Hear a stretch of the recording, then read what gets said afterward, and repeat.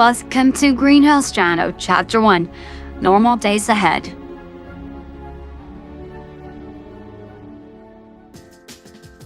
Sonic the Hedgehog, fastest thing alive and newbie hero, felt himself sigh in content, lying in his race car bed.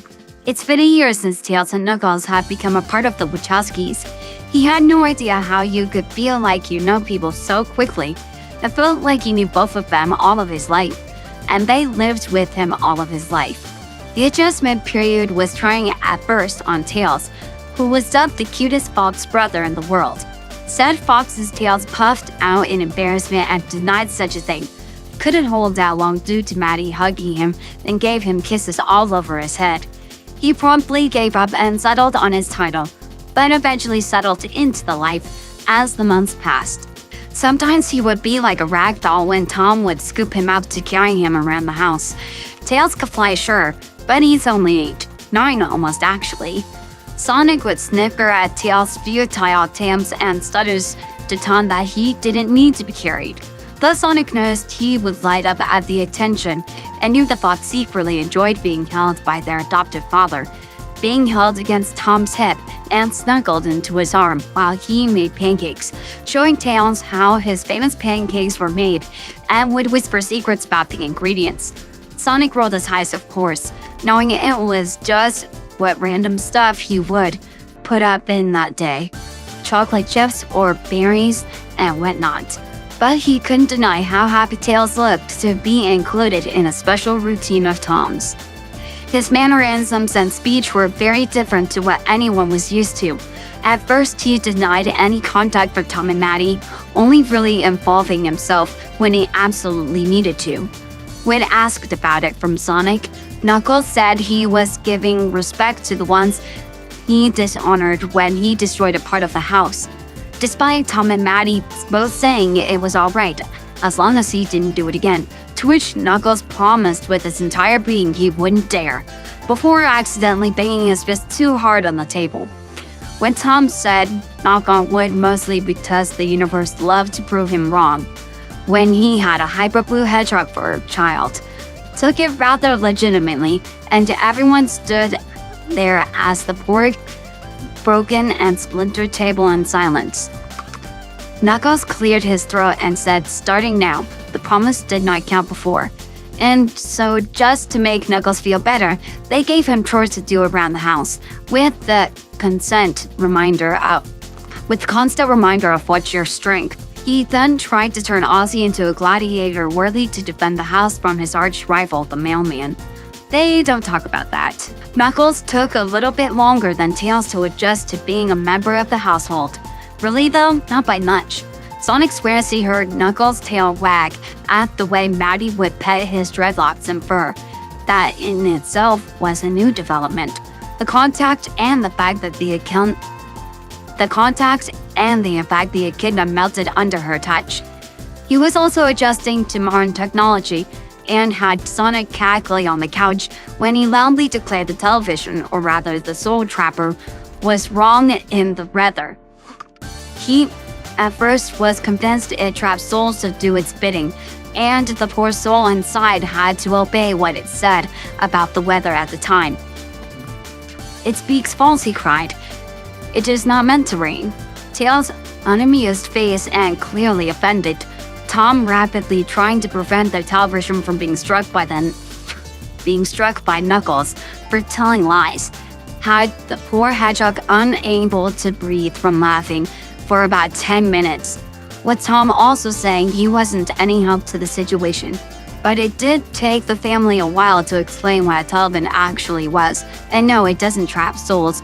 And no, you can't go in the TV screen to prove a point. It was awesome. To Sonic, he felt like everything was in its place now. Sighing once more, he curled into his covers, letting out a sleepy yawn, hoping to get a bit more sleep, and then maybe show Tails some more games once they got up. Good morning, Hedgehog. A deep, resonating voice went through his train of thought. No, please, hoping that it wasn't his older brother telling him to get up, that it's a figment of his imagination, that it was just his tired mind.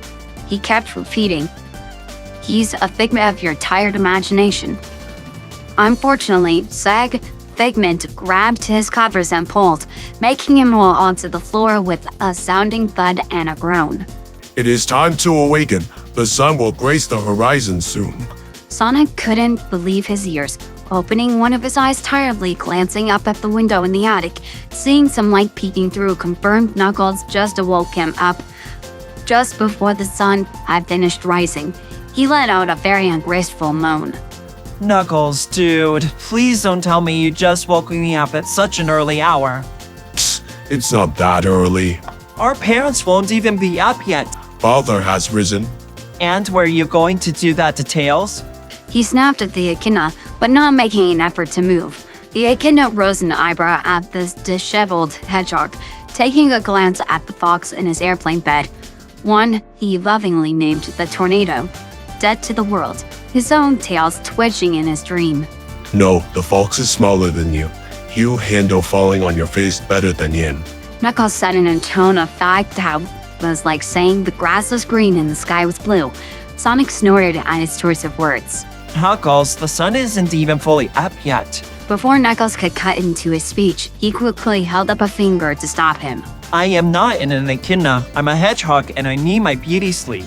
You would not be feeling this way if you had not played the warrior Link in his quest to free the Lady Mafia late into the night. Huh, you would rather I let a poor lady be trapped? Dishonor! He hissed to keep his voice down as not to wake Tails. Well, Knuckles gave him a look. If that's your excuse, it's rather poor, Hedgehog. I am well aware the small device is a game as the fox explained it to me. While it is a noble quest, you did not have to stay up. Yes, I did. She's best princess. It is not the same as doing it yourself. Technically, I did. With buttons. Mentally too, might I add. Sonic rolled himself over a little, still not making any effort to get up and put a hand on his chest. Come, brother. We both know you lack a lot of mental thinking. Sonic spluttered, offended. But it's still not an excuse to miss the sun gracing the horizon. It is a wonderful way to start anyone's day. Father has gotten up. I am sure our mother will also be awakening shortly. Did you wake him like you did with me, or did he naturally get up? I am not gracing you with an answer until you get up. Ah, so he did do the same thing. Wonder how Mom didn't awaken to such a performance. Sonic thought. Knuckles stared at the hedgehog, cover in his hand still and another on his hip, daring him to keep fighting him on the matter. Well, two can play at that game. Sonic began to stare back, both in a contest of who blinks first loses. Sonic was pretty confident he could win. Of course, he wanted to yawn, so he bit his lip to prevent that. He wasn't budging. He wouldn't lose to him. No, he wasn't giving Knuckles the satisfaction. Nope. Today he is going back into bed and sleeping longer. I am a warrior, brother. You are but a novice. Still, do you think you can break my focus? Knuckles calmly said in a whisper, challenging the hedgehog. The stare down went on for several minutes.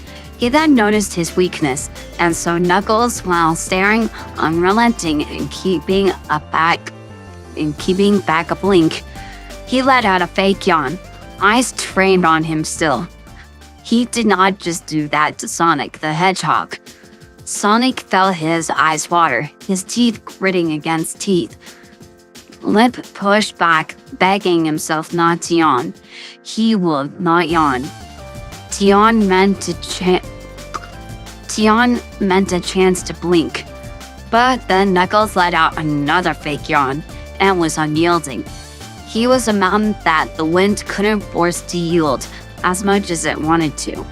Standing tall and unmoving, more fake yawns, and not a single eye twitch from the echidna. And thus, Sonic did lose the match. Morning, bud. Tom spoke in a very cheerful but annoying tone, making pancakes. Sonic let out a grunt and banged his head on the kitchen island, loudly to make a point. Geez, someone woke up on the wrong side of the bed this morning. Tom chuckled at Sonic's growl, unbothered, flipping one of his pancakes over. Not all of us can be cheery like you, Dad. Also, I demand chocolate chip for my pancakes. Too early for the nonsense Knuckles pulled. Sonic grumbled into the wood, arm resting against his head. Tom snorted at his male child's grumpy attitude, not at all affected by it, and kept on cooking. So I'm gonna take a wild guess. You were playing Zelda Breath of the Wild late into the night when you should have been asleep? Dad, it's Mifa. I had to say Mifa. Link couldn't wait for me to sleep. Gesturing his hands out wildly, looking at his father with an almost comical expression, Tom had to bite back his laugh. She waited over 100 years for Link to save her. Didn't the others also have to wait 100 years? Well, yeah, but details. Sonic waved his hand, obviously unaware of his bias towards Mifa. I'm not sure how Ruto would feel now that Mifa has taken the spotlight. Oh, I can't believe you put Rita and Mifa in the same sentence. Mifa is by far the best Zelda princess. Sonic's tone was one of not to be challenged. Why are we having a Zelda discussion at breakfast so early? Maddie came into the kitchen, stretching, making her way over to her husband, giving him a kiss on the cheek, but then stole some of the chocolate chips, causing Tom to playfully scowl at her. Sonic believes Mifa couldn't wait to be rescued, so he was up late into the night. Sonic, do I need to hide the game? Sonic gave his father a "how could you rat me out" look. No, oh wonderful mom of mine. I have self-control. But not when it comes to Mifa? Dad's spouting nonsense. Uh-huh. Maddie snickered, getting cups from the cabinet, setting them on the kitchen island. She gave Sonic a plastic The Flash tumbler, Knuckles a grape one. Who knew they did plastic tubs with grape shapes? And Tails, a type of science-filled one. She got these cups because they would withstand not just Knuckles, the powerhouses that were her kids. She had no risk of glass being smashed onto the floor. Doing it this way from Sonic's speed, and well, Tails was 8, almost 9. So, what's the agenda today? She poured milk into Tails' cup. Same old, seeing if any more ducks need crossing the road. And me try dodging Mrs. Piper if her cat got loose again. Tom sighed while setting out Sonic's pancakes onto his plate, who started digging into them right away. I'll take the plane, hun. Sounds like a fun day. I have clients booked the entire day myself. Good morning, mother, father. It is a fine morning, is it not? Come, brother, our meal awaits. Tails followed his older brother into the kitchen. He was more awake than Sonic, not as disheveled, but still parts of him fluffed out. So who did he get this morning? Sonic grumbled, and Tom put up a hand while cooking the breakfast still. 2 then. Dad, can I have blueberries? Tails asked before being lifted by Knuckles into the chair, unceremoniously, Tails fluffing out from the random pick-me-up. It made Maddie grin at Knuckles. So only me and Tails didn't get the graceful morning shake-up? She asked, getting her cup of tea ready. You both awaken easier than Father and the Hedgehog. You don't need much coaxing. Father? Yes, I know, Grace with yours. And I don't sleep that deep. Unknowingly, he just gave Knuckles a hidden challenge for the next morning. Breakfast went by rather quickly, all seated and lots of chatter, talking about plans for the day. Tom had his work, as did Maddie, which left Knuckles in charge of the 2 boys and make sure they did their chores and homework. Sonic protested, saying he was there the longest, which resulted in Tom and Maddie pointing at the things he did alone before Knuckles and Tails came into their lives. Like breaking a vase, a nice Sonic-shaped hole in the wall from running too fast, and all sorts of Sonic misadventures in the house. Tails giggled listening to Sonic get further into embarrassment and despair. No one noticed, but Knuckles didn't seem to be all there. His head tilted to the side, some pancakes and grapes untouched. Looking out at the double window doors leading outside to the outside decking from the living room, he felt the Master Emerald's energy. It was pulling him. It wanted something. For him to go out into Montana's vast land, perhaps explore more? Echidnas always had a connection to the Emerald, or so his ancestors claim. It had gone dark when the owls had taken it. It had grown to distrust its children, and so any connection was shattered, gone until now. Knuckles had connected with the emerald once more when Sonic, Tails, and him formed a guardianship to keep it from harm, and thus he could sometimes feel its energy, its intent. He can sometimes feel like it can express. It wasn't something he could explain to his adoptive parents, but it was there. He was trying to get a better understanding and control of it. The emerald wanted something. It wanted him to do something, but it couldn't put it into context. What is it? What do you require of me? He voiced in his mind, but did not get an answer. He sighed and tuned back into the conversation as Tom got up with his phone beginning to ring. Ah, it's Wade. I better get going. Tom put his dishes into the sink and answered his phone while doing so. He walked past and kissed his wife a goodbye kiss. So, Knuckles, what did you do to wake Sonic up this time? Tails asked, stuffing a pancake into his mouth. Why just me? He did the same thing to Daddy now. Sonic stuck his tongue out at Tails. It's funnier with you. He simply stated, causing Sonic to gasp, hand on his chest, feeling betrayed. Always went for dramatic flair. I'm a lot more graceful than Donut Lord. Tom shouted in the other room, getting his sunglasses. Will you let go of that title? Never! Embrace it! Oh, and tell Wade I said hi. I'll be testing his speed traps later. He heard you, goofball. Love you all. See you later. Then he shut the door, leaving the house. Knuckles smiled at his brother's antics, taking a sip of his water. Then he felt it. Help! A sharp pain caused him to choke on his water and indent into his favorite plastic tumblers, sending water all over the kitchen floor and island counter, and he quickly bent over. Maddie quickly got off her chair and began rubbing his back with a worried expression. Knuckles, honey, did you drink too fast? Tails and Sonic paused to watch their brother struggle to get his breath back from the suddenness. Knuckles gasped, placing a hand on his head, feeling more pain, more tugs. Find. He couldn't hear Maddie. He couldn't hear Tails or Sonic. Their voices drowned out like being underwater. His ears rang as the pool got louder, grinding his teeth together to smooth the massive sudden ache in his head, and shut his eyes tight. He tried to ask help with what, but he couldn't make a conscious thought. His breathing began to fasten and sweat formed. He couldn't control this. His muscles quaked with pain. He felt stinging where some of his veins are. He felt someone cut him open in his abdomen. But nothing was there. Knuckles knew that, yet it was all too much. Stop hurting. He groaned, seeing the walls of metal flash into his mind. Sound of rattling chains? More pain, more flashes glitched in his mind. Someone screaming? Who? It was all quick. He couldn't understand. He couldn't make it stop. So he could understand what he was seeing or feeling. His arms and neck felt heavy, like heavy restraints were on them, keeping him pinned, keeping him from fighting. Find. But just as quickly as it happened, the pain went away. Knuckles felt hands on his cheeks, and a smoothing voice broke through the ringing. Knuckles?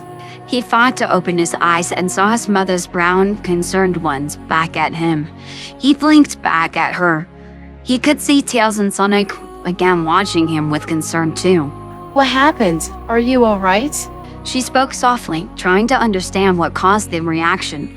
Knuckles swallowed, taking a deep breath to calm his beating heart, finding it easier to do so now than a few moments earlier. I am fine, Mother. I just felt a sudden pain. From what? Choking on grapes? I told you they were deadly. Sonic joked, earning a loud growl from the echidna, but all Sonic did was grin. Sudden pain isn't a good thing, Knuckles. Tails spoke, his two tails moving and his ears on alert. To ease the fox's concerns, Knuckles banged his fist against his own chest. I believe I was too sensitive to the Master Emerald's energy, Fox, in deep and lost my concentration. I am well, if just taken aback. But for it to hurt, it wouldn't cause a reaction like that unless there was a sudden disturbance of chaos energy. Perhaps the pain isn't the word I'm looking for. At least not fully. Knuckles rubbed his hand under his chin. Some of that was visions, though. But it was past, present, or future? He would have to meditate more to understand. True, you'd be on the ground declaring your burial should be built. Sonic remarked, earning a scowl from the echidna. Must you make light of one's plight? Absolutely, I strive for imbalance. Maddie didn't look all that convinced. Are you sure that's all it was? Chaos sensitivity or whatever else it is? Oh, how he wished it was. But how does one explain the sensations he felt?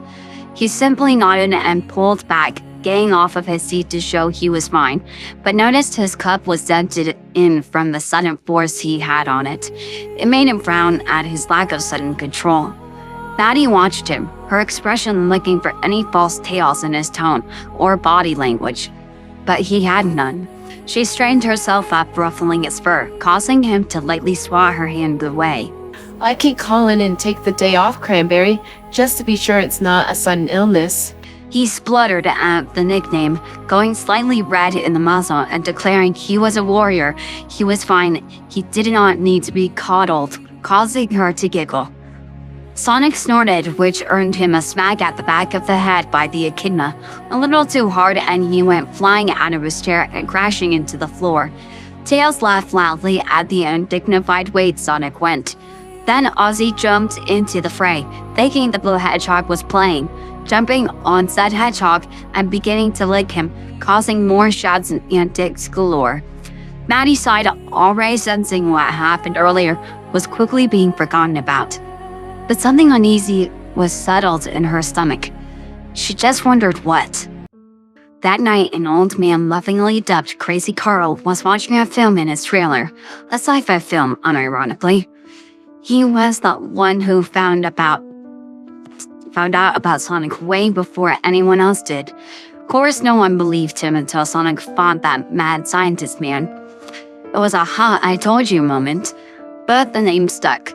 He looked at the picture Sonic left for him, cheekily smiling in the photo as proof of him being the one who found the Blue Devil, but never caught him.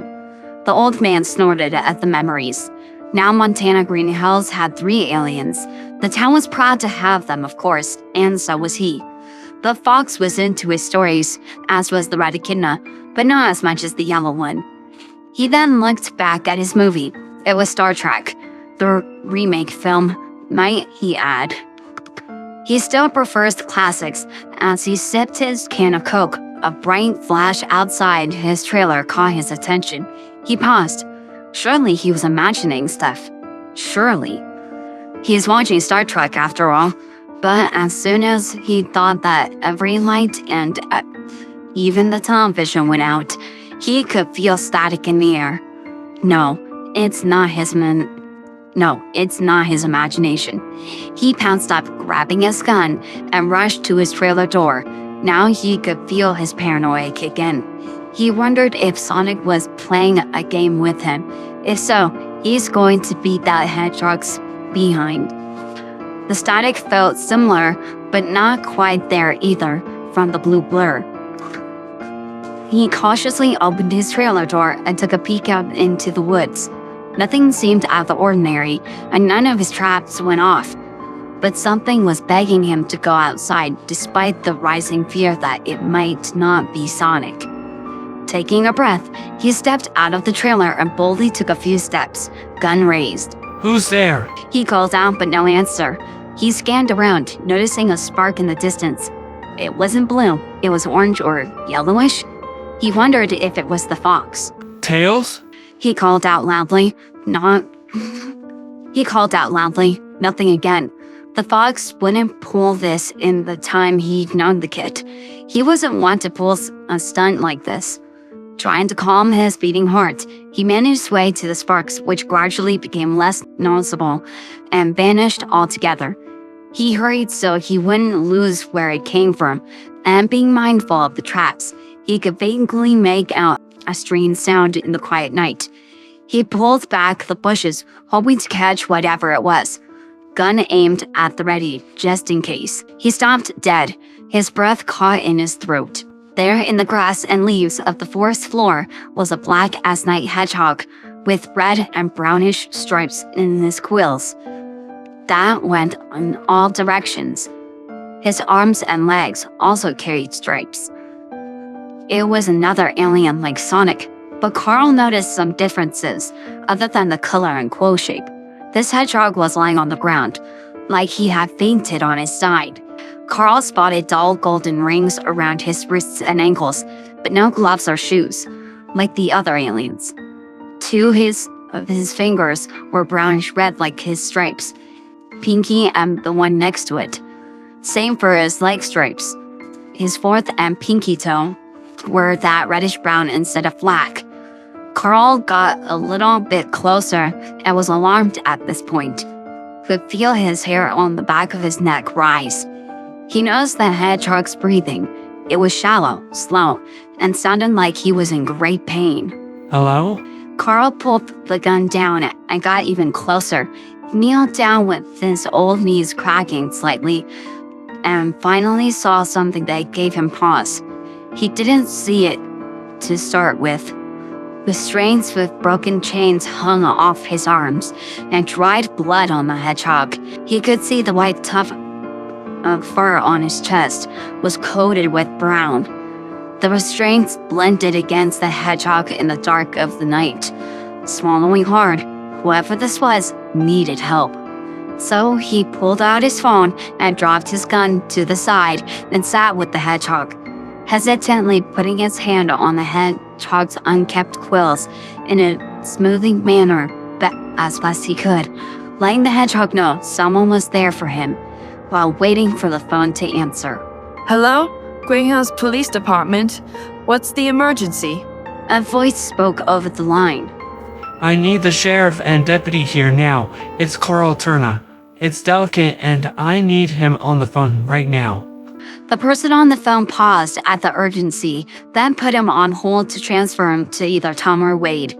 Carl started stroking the hedgehog's quills, still in an effort to let the creature know someone's there to help, and also maybe calm himself down and keep sane.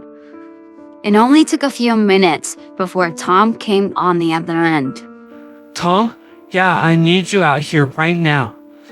I know it's late, but you and Wade need to come here now. I think I found another one of them.